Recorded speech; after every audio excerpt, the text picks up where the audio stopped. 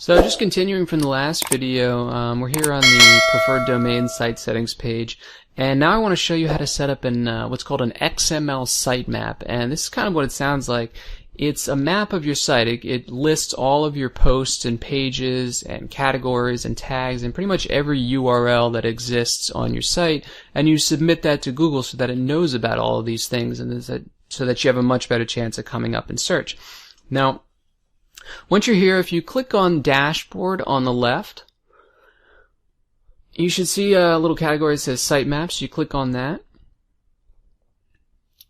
And then the red button up at the top right says Add Test Sitemap. You want to click there.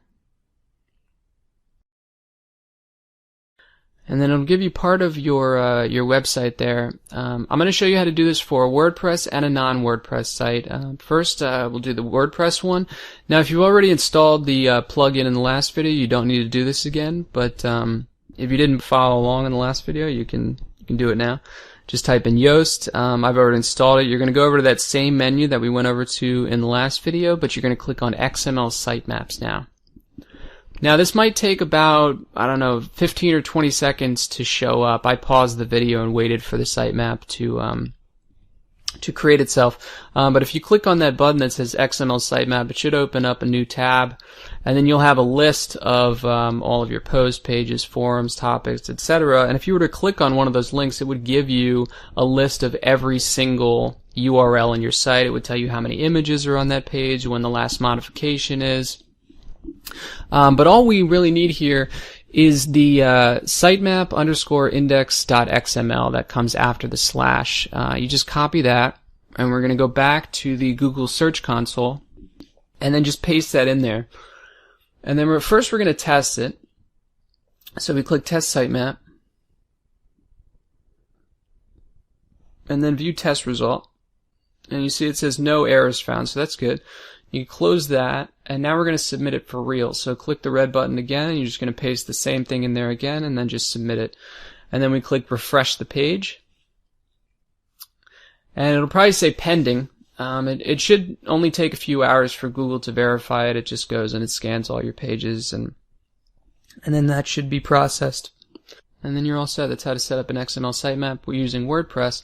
Now, if you submit this sitemap with the Yoast plugin, it should automatically add your new posts and pages in the future to it. But let's say you create a new post, and then a week later you Google the title of that post and you don't even see it in search there. You can go to this site, google.com/webmasters/tools/submit URL. And you just enter the URL of that individual post, enter the CAPTCHA, and then click Submit Request, and that'll let Google know about that particular page if for some reason it doesn't add it to the sitemap automatically. Now, for a non-WordPress site, you can go to this site called xml-sitemaps.com, and then you just enter your URL in the first field there, and then click Start. And it takes, it depends on how big your site is, but it could take up to 10 minutes to create it, and then you would get something like this, and then you would just add the same piece after the slash to Google Search Console like you did with the Yoast plugin. And it's the same concept. You're just adding a sitemap, but this is for the people who don't use WordPress.